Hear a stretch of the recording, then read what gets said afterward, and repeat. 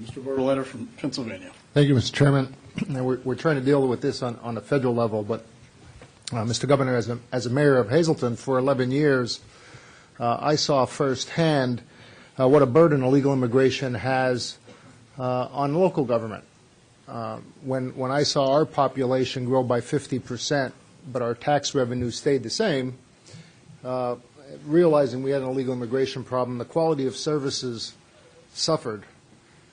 On Monday, I helped sound the alarm to stop potential relocation of unaccompanied minors to a property in my hometown in downtown Hazleton, Pennsylvania, which had been identified as a potential housing facility. The United States Committee on Refugees and Immigrants has now stated that they're not looking at locations in Hazleton, but will continue to look for potential places across the country. Have you been told where those are? No, I'm getting to that. I'm getting to that. But I'm worried for a number of issues, not only for Hazleton, which is now not a problem, but for other cities. What are the health risks, in your opinion, to these children and to the community that they're going to be sent to? And do you know are background checks being conducted not only on the unaccompanied minors, but on the adults who will take custody of them? Do we know if they're predators? Do we know anything about them, if they're gang members associated with anything about their background?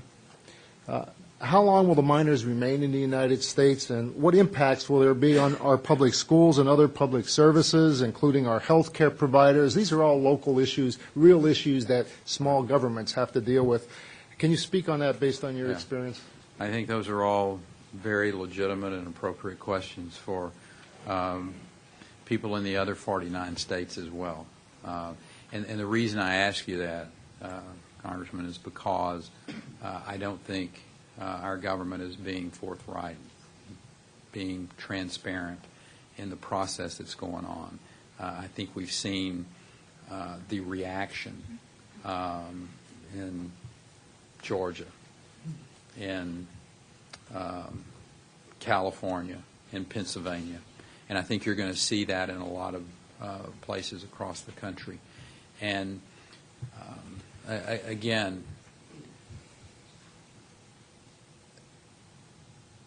we're either going to be a country that respects our rule of law or we're not. We're going to be a country that is going to secure its border or we're not. And if we're not going to be either one of those, then the federal government needs to stand up and say, here's the way it's going to be.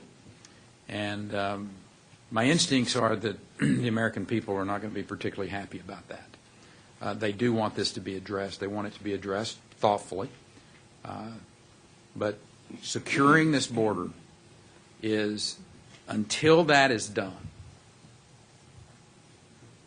all of these other conversations that folks want to have about immigration reform or what have you are going to fall on deaf ears with this country.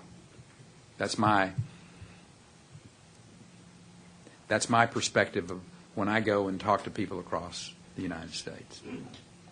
I agree with you, and you know, the problem starts in Washington, ends up on the border, then ends up in Hazleton, Pennsylvania, and across the country for everyone to try to deal with it. And what always stops me when someone wants to talk about immigration reform, I always go to the background checks, because as a mayor, I know what's involved in doing a proper background check. So how do we find information on individuals? I saw the human side today. Beautiful, you know, these three beautiful little girls with their grandmother who risked their lives to come here, and I saw that, and it broke my heart.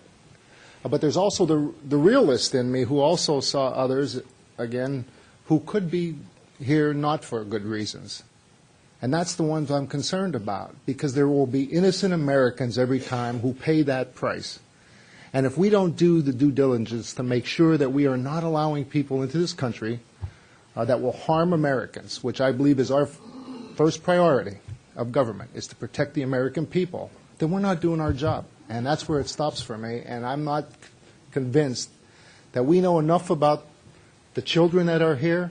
We talked about what the cause is. I do believe that most are here because there's somebody in the country here already illegally, which is the cause of not enforcing our immigration laws. We've created another crisis now with the children.